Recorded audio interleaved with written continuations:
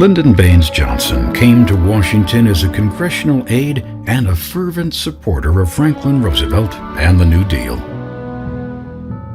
The experience fueled the ambitions of the Texas Democrat, and by 1955, he was one of the most powerful congressmen on Capitol Hill. Johnson's personality served him well in politics. Complex and contradictory, he swung from the heights of idealism and generosity to the depths of duplicity and petty cruelty. Whether loved or hated, it was agreed that he was a force of nature. His homespun, profanity-laced remarks often cloaked his sharp intelligence, but it was all a part of the Texan's rough-hewn charm. In 1960, Johnson joined the Democratic ticket as John F. Kennedy's vice presidential running mate.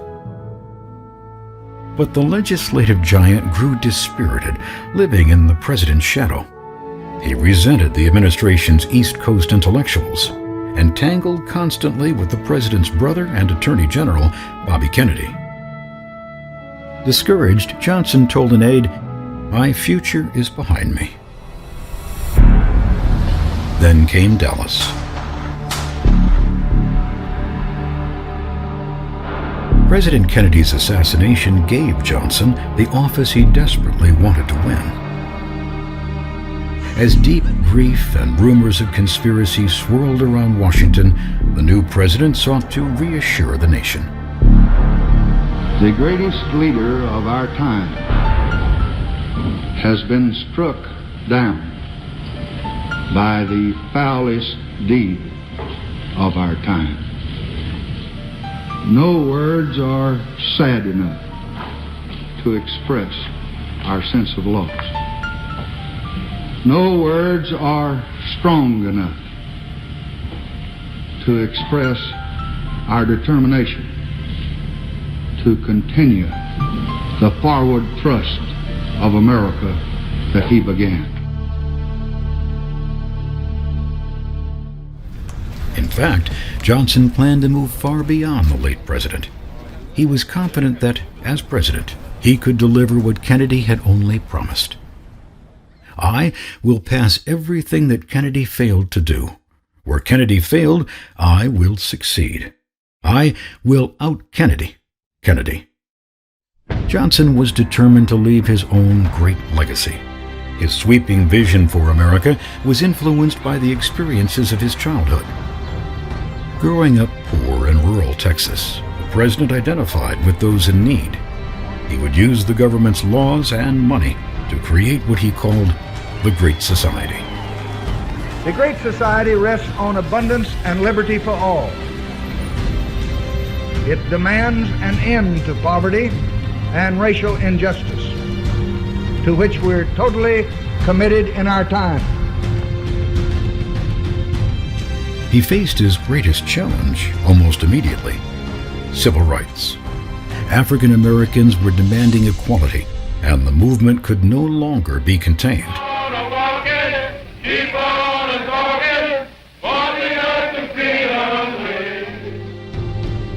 Johnson brought his passion and political acumen to the cause. He once said the only power he had was the power to persuade.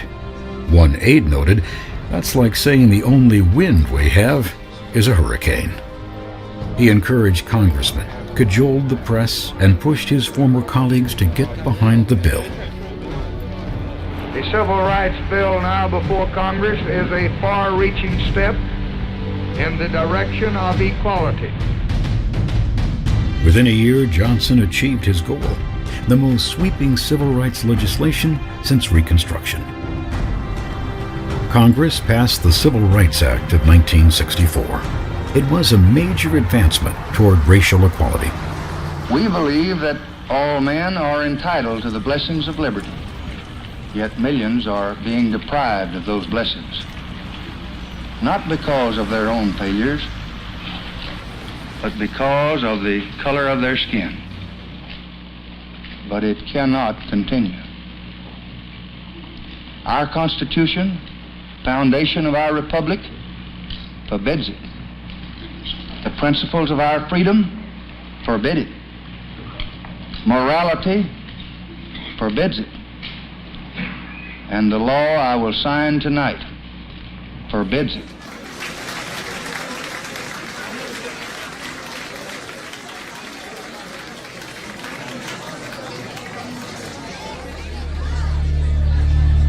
The law barred discrimination on the basis of race, religion, national origin, or gender, and banned the practice of segregation in schools, public places, and employment.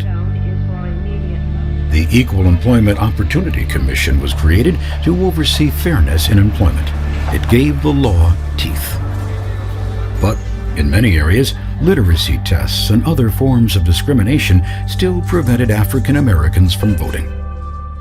Johnson put an end to this with the Voting Rights Act of 1965. Except appointment of the Supreme Court of the United States. Johnson further championed civil rights in 1967 with the appointment of Thurgood Marshall, the first African American Supreme Court Justice, and the selection of Robert Weaver as the first African American to hold a presidential cabinet position. In 1964, Johnson made poverty a national issue. With 1 in 5 Americans living below the poverty line, Johnson was determined to bring about real change. Many Americans live on the outskirts of hope.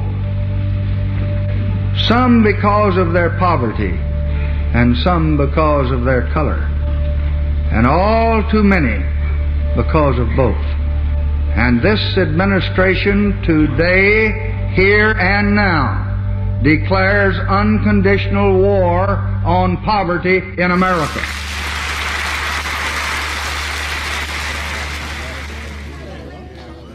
The cornerstone of the war on poverty was the Economic Opportunity Act.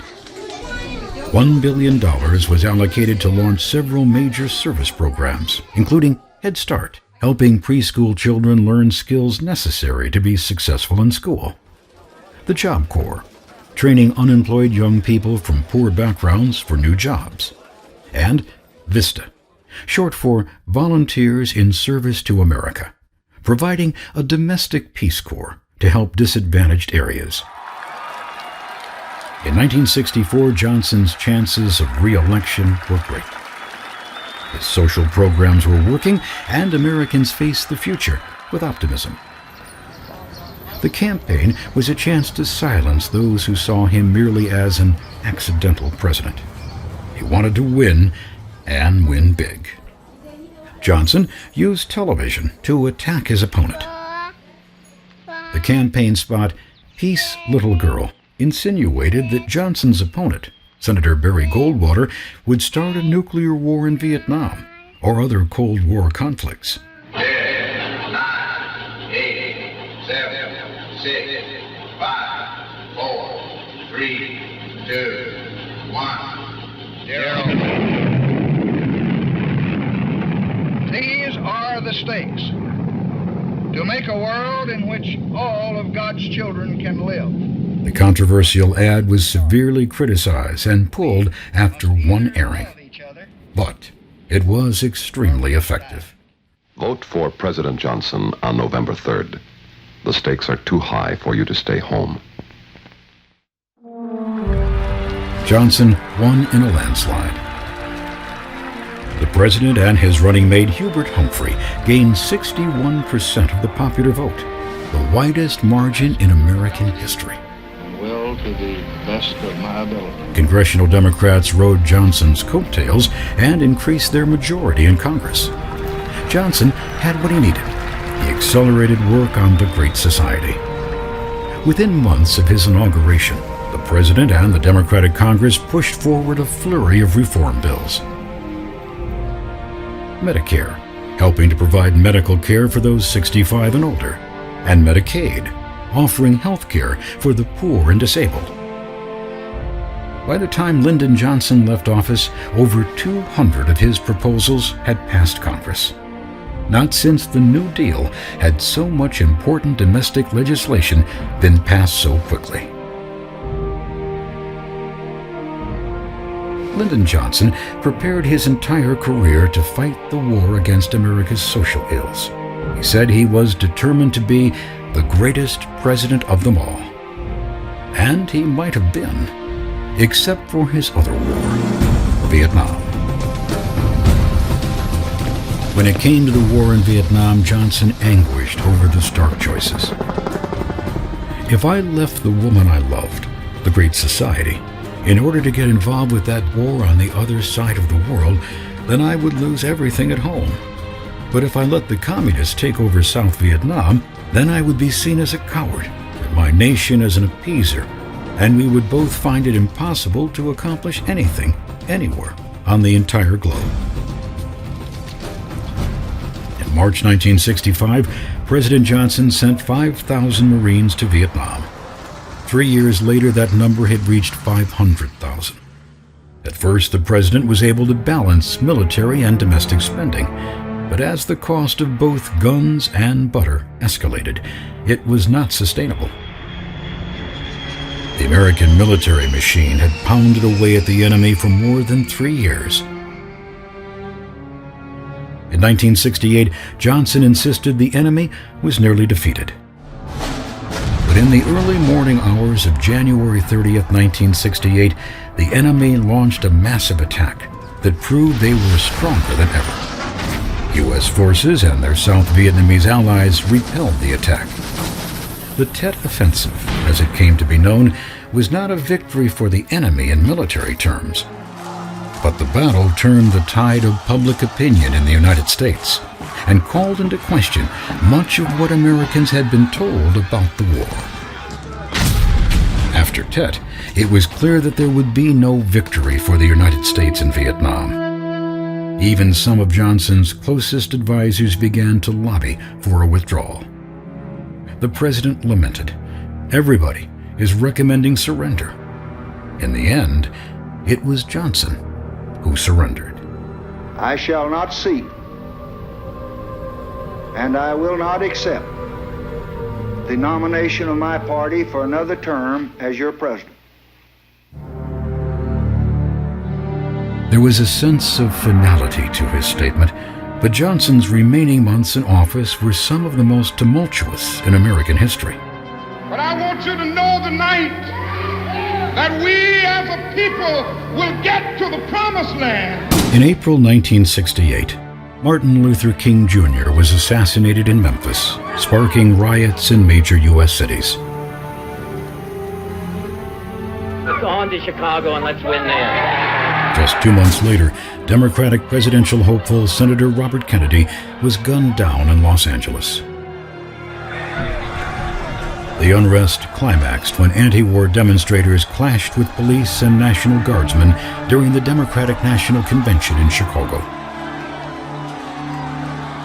Johnson reflected back on the year, saying, "I sometimes felt like I was living in a continuous nightmare." Johnson's Great Society benefited millions of Americans, but critics complained that it dramatically increased the size of the federal government and budget deficits. The president hoped to unite the country with social programs, but his administration left the country more divided than at any time since the Civil War. Despite all that he had accomplished, divisiveness and war became his presidential legacy. As for the man, Hubert Humphrey described him best. He was an all-American president. He was really the history of this country, with all of the turmoil, the bombast, the sentiments, the passions. It was all there, all in one man. In the decades following Presidents Kennedy and Johnson, the trend in the White House turned conservative. In the course of 40 years, only 12 of them have been governed by Democratic presidents. Still, the grand visions and policies of these two liberal leaders continue to inspire and shape modern America.